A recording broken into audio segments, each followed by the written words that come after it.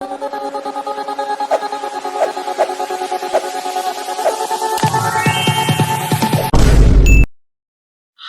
Hello viewers, நான் உங்க PK வந்தாச்சு.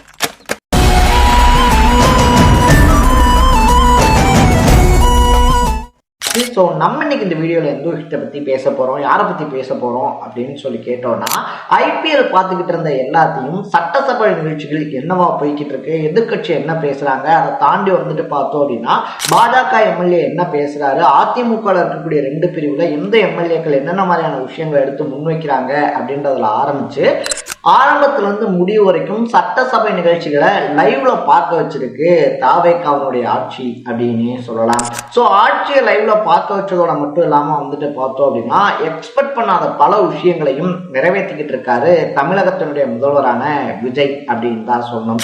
ஸோ அந்த மாதிரி வந்துட்டு பார்த்தோம் அப்படின்னா தன்னுடைய அமைச்சரவையிலையும் பல முக்கிய முகங்களுக்கு இடம் கொடுத்திருந்தாரு.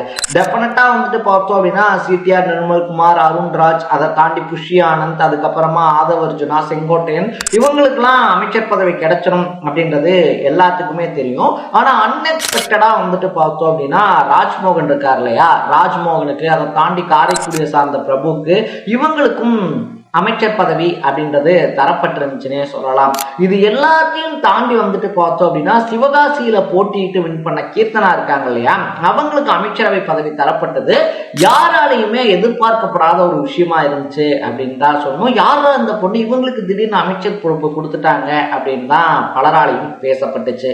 ஸோ தன்னுடைய கட்சி ஆரம்பிச்சதுல இருந்தே வந்துட்டு பார்த்தோம்னா கொள்கை தலைவரை அனௌன்ஸ் பண்றதுல இருந்து எல்லாத்துலயுமே ஆண்களுக்கு நிகராக பெண்களுக்கும் சம உரிமை இருக்கு, பெண்களுக்கான பாதுகாப்புல ஆரம்பிச்சு எல்லாத்துலயுமே பெண்களுக்கு முக்கியமான இடம் கொடுத்த விஜய் டெஃபினட்டா அமைச்சரவையிலையும் இடம் கொடுப்பாரு அப்படின்னு சொல்லிட்டு எல்லாம் எக்ஸ்பெக்ட் பண்ண ஒரு விஷயம் தான். ஆனா நான் உட்பட பலருமே எதிர்பார்த்த விஷயம் என்னவா இருந்துச்சு அப்படின்னு சொல்லி கேட்டோம்னா, திருப்பூர் வடக்கு தொகுதியில போட்டியிட்டு வின் பண்ண சத்யபாமா இருக்காங்க இல்லையா, ஆல்ரெடியா வந்துட்டு எம்பியா இருந்தவங்க, அதை தாண்டி பல வருஷ அரசியல் களத்தை தெரிஞ்சவங்க, அது மட்டும் இல்லாம செங்கோட்டையன் இருக்கார் இல்லையா, அவருடைய ஆதரவு அப்படின்னு சொல்லிட்டு சத்யபாமா அமைச்சராயிடுவாங்க அப்படின்னு சொல்லிட்டு எல்லாரும் எதிர்பார்க்கும் போது 29 வயசான கீர்த்தனா அமைச்சரா அனௌன்ஸ் பண்ணப்பட்டிருந்தாங்க அப்படின்னு சொல்லலாம். யார் தான் இந்த கீர்த்தனா அப்படின்னு சொல்லி தேடி பார்க்கும்போது ஐபேக் நிறுவனத்துல ஆரம்பிச்சு முன்னாள் முதல்வரான ஸ்டாலின், மேற்கு வங்கத்துல இருந்த மம்தா பானர்ஜி, ஆந்திராவில் இருக்கக்கூடிய சந்திரபாபு நாயுடு அப்படின்னு சொல்லிட்டு பல பேரோடையும் தொடர்பு வச்சிருக்கக்கூடியவங்க, அரசியல் தொடர்பு வச்சிருக்கக்கூடியவங்க தான் கீர்த்தனா அப்படின்னு சொல்லலாம். சோ அங்கெல்லாம் வந்துட்டு பார்த்தோம் அப்படின்னா அந்த கட்சிகளுக்கெல்லாம் வேலை செஞ்சவங்க தாவேக்காக்கு வந்தது எப்படி, அதை தாண்டி யாருக்கும் தெரியாத கீர்த்தனாவுடைய மறுபக்கம் என்ன அப்படின்ற மாதிரியான விஷயங்களை தான் நம்ம பேச போறோம். அதுக்கு முன்னாடி நம்ம சேனலுக்கு நீங்க புதுசா வந்திருந்தீங்க அப்படின்னா மறக்காம சேனலை ஃபாலோ பண்ணி சப்ஸ்கிரைப் பண்ணிக்கங்க.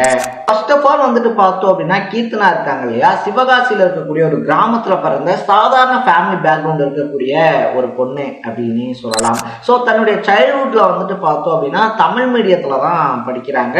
அதுக்கப்புறமா வந்துட்டு பார்த்தோம்னா மதுரையில இருக்கக்கூடிய காமராஜ் காலேஜ் இருக்கு இல்லையா, அதுல வந்துட்டு பிஎஸ்சி மேக்ஸ் பண்றாங்க. அதுக்கப்புறமா வந்துட்டு பார்த்தோம்னா பாண்டிச்சேரியில போய் ஸ்டாட்டிக்ஸ்ல எம்எஸ்சி அப்படின்றதெல்லாம் பண்றாங்க. அப்படி போய்கிட்டு இருந்தவங்களுக்கு சின்ன வயசுல இருந்தே அரசியல் அதீத ஆர்வம் அப்படின்றது இருக்கு.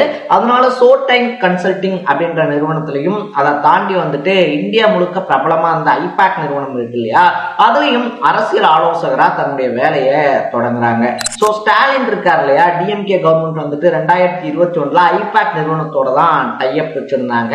அங்க ஆரம்பிச்சு மம்தா பானர்ஜி, சந்திரபாபு நாயுடு அப்படின்னு சொல்லிட்டு பல தலைவர்களுக்காகவும் வேலை பார்த்தது, வியூகம் அமைச்சு கொடுத்தது அப்படின்னு சொல்லிட்டு ஒரு ஸ்ட்ராங்கான பொலிட்டிக்கல் நாலேஜோட வளர்ந்துறாங்க.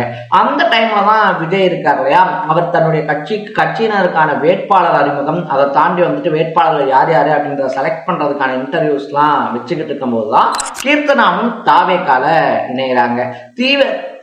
கீர்த்தனா இருக்காங்க இல்லையா, கீர்த்தனா தாவேக்கால ஜாயின் பண்ண நெக்ஸ்ட் டேவே சிவகாசியினுடைய வேட்பாளரா அனௌன்ஸ் பண்ணப்படுறாங்க அப்படின்னு சொல்லலாம். ஸோ சிவகாசியை பொறுத்த வரைக்குமே வந்துட்டு பார்த்தோம்னா ராஜபாளையத்துல போட்டிட்டு இருந்த ராஜேந்திர பாலாஜி இருக்கார் இல்லையா, அவர் வந்துட்டு சிவகாசி தொகுதியில களமிறங்கி இருந்தாரு. அதை தாண்டி காங்கிரசினுடைய சிட்டிங் எம்எல்ஏவான அசோகனும் அங்க களமிறங்கி இருந்தாங்க அப்படின்னு சொல்லலாம். ரெண்டுமே பெரிய தலை. அதை தாண்டி வந்துட்டு சிட்டிங் எம்எல்ஏ வேற, அவங்கள தாண்டி கீர்த்தனாவால ஜெயிச்சிட முடியுமா அப்படின்ற கேள்விகளும் முன்வைக்கப்பட்டிருந்துச்சு. பெரும்பாலானவங்க வந்துட்டு ராஜேந்திர பாலாஜி தான் அங்க ஜெயிக்கிறதுக்கான வாய்ப்பு அதிகம் அப்படின்னு வெளிப்படையாவே பேசினாங்க. ஆனா கீர்த்தனாவை பொறுத்த வரைக்குமே வந்துட்டு சென்ட்ரல் கவர்மெண்ட்டுக்கு எதிராக எய்ம்ஸ் எங்க அப்படின்னு சொல்லிட்டு உதயநிதி கள்ள தூக்கி கேட்டிருந்தார் இல்லையா, அதே மாதிரி விருதுநகர் மாவட்டத்துக்கு பல் மருத்துவமனை எங்க, டென்டல் ஹாஸ்பிட்டல் எங்க அப்படின்னு சொல்லிட்டு செங்கலை தூக்கி கேள்வி கேட்டிருந்தாங்க கீர்த்தனா அப்படின்னு சொல்லலாம். இது விஜய் அவர்களுடைய பார்வை வரைக்குமே போய் பரவாயில்லையே, ரொம்பவே போல்டா பாலிடிக்ஸ்ல இறங்குறாங்களே அப்படின்னு சொல்லிட்டு பாராட்டு தெரிவிக்கக்கூடிய அளவுக்கு அந்த கேம்பெயின் டைம்ல வந்துட்டு விஜய் இம்ப்ரெஸ் பண்ணியிருந்தாங்க அப்படின்னு தான் சொல்லணும். அது மட்டும் இல்லாம 5 லாங்குவேஜ், தமிழ், தெலுங்கு, கன்னடம், மலையாளம், அதை தாண்டி வந்துட்டு ஹிந்தி, இங்கிலீஷ்னு சொல்லிட்டு 5-6 லாங்குவேஜும் ஃப்ளூயண்டா பேசக்கூடிய அளவுக்கு ஸ்கில்ஸும் இருக்கு அப்படின்னு சொல்றாங்க. ஸோ இதனாலதான் வந்துட்டு பார்த்தோம் அப்படின்னா எலெக்ஷன்லாம் முடிஞ்சதுக்கு அப்புறமா அமைச்சரவையில இடம் யாருக்கு அப்படின்னு சொல்லும்போது பரவாயில்ல, நம்ம முன்னாடியே சொன்ன மாதிரி நம்ம எக்ஸ்பெக்ட் பண்ண பலருக்கும் வரும்போது பெண்கள் பிரிவுல யாருக்கு கொடுக்கலாம் அப்படின்னு சொல்லி பேசும்போது மற்ற எல்லாத்தையும் விட கீர்த்தனா இருக்காங்க இல்லையா, கீர்த்தனாவுடைய பொலிட்டிக்கல் நாலேஜ், அதை தாண்டி எலிஜிபிலிட்டி அப்படின்றது ஒரு ஸ்டெப் மேல இருந்ததுனால இவங்க கிட்ட அந்த பொறுப்பு போச்சு அப்படின்னா அது கரெக்டா இருக்கும் அப்படின்னு சொல்லி விஜயம் ஃபீல் பண்ணதுனாலதான் சிவகாசி தொகுதியினுடைய முதல் பெண் எம்எல்ஏவான கீர்த்தனாக்கு தாவேகாவுடைய முதல் பெண் அமைச்சர் அப்படின்ற அங்கீகாரமும் கொடுக்கப்பட்டிருக்கு அப்படின்னு சொல்லலாம். ஸோ அவங்க எம்எல்ஏ ஆனதுல இருந்தே வந்துட்டு பார்த்தோம் அப்படின்னா அவங்க ஹிந்தியில பேட்டி கொடுக்குறாங்க அப்படின்ற சர்ச்சை, அதை தாண்டி வந்துட்டு பார்த்தோம் அப்படின்னா மாற்றுத்திறனாளிகளை ஊனமுற்றோர் அப்படின்னு வந்துட்டு சொல்லிட்டாங்க அப்படின்ற சர்ச்சைகள்ல சிக்கியிருந்தாலும் கூட துறை அறிவிக்கப்பட்டதுக்கு அப்புறமா கீர்த்தனாவுடைய செயல்பாடுகள் அப்படின்றதற்கு இல்லையா, நம்ம எல்லாரும் எக்ஸ்பெக்ட் பண்றதை விட ஒரு படி மேல இருக்கும் அப்படின்னு சொல்றாங்க கீர்த்தனாவை பத்தி தெரிஞ்சவங்க அப்படின்னு சொல்லலாம்.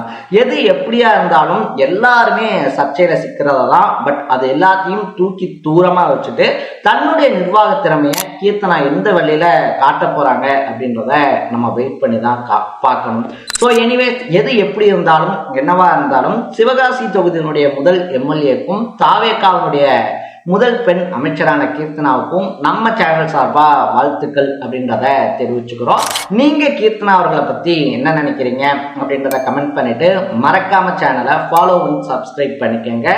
நாளைக்கு இதே மாதிரி இன்னொரு இன்ட்ரெஸ்டிங்கான வீடியோவோட சந்திக்கலாம். Tata, bye by.